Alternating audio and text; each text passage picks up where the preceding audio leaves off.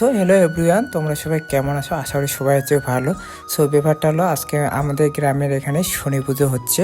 আর এই দিকে দেখছো ব্রাহ্মণ আমাদের চলে আসে, পূজা বসাচ্ছে এখন। আর এইদিকে আমাদের রান্না হচ্ছে প্রসাদ।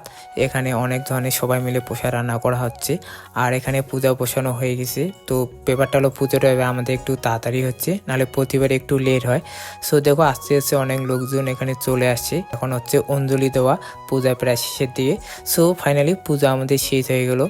দেখতে পাচ্ছ আমাদের শনিদেব, তো জয় শনিদেব। আর অঞ্জলি দেওয়ার পরে ভাই ফটো নেওয়ার জন্য সবাই ব্যস্ত হয়ে গেছে। এখানে ফটো তো দিতে হবে, এটা বাস্তব কথা। আর যাই হোক, পূজা টুজা আমাদের সব কিছু কমপ্লিট। আর এইদিকে এখন হচ্ছে আমাদের প্রসাদ খাওয়ানো, কারণ বললাম যে পূজা এবার তাড়াতাড়ি হয়েছে, এর জন্যই প্রসাদও তাড়াতাড়ি খাওয়ানো হচ্ছে। সো আমিও বসে পড়লাম প্রসাদ খাওয়ার জন্য। আর যাই হোক ভাই, খিদাও লাগছে পুরা। যাই হোক, প্রসাদটা সেই হচ্ছে, সত্যি কি বলবো, জয় শনিদেব। তো এবার হয়ে গেল সন্ধ্যা।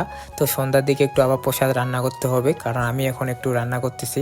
কারণ সকাল থেকে কাকুরা রান্না করতেছে, ওরা হাফসায় গেছে, তো আমি একটু হেল্প করে দিচ্ছি, বুঝছো। তো যাই হোক, সন্ধ্যায় এখন একটু নাচটা চলতেছে, বাচ্চারা সবাই নাচ গান করতেছে। কারণ দেখো, এরাই তো এনজয় করবে, না কারা এনজয় করবে বলেন?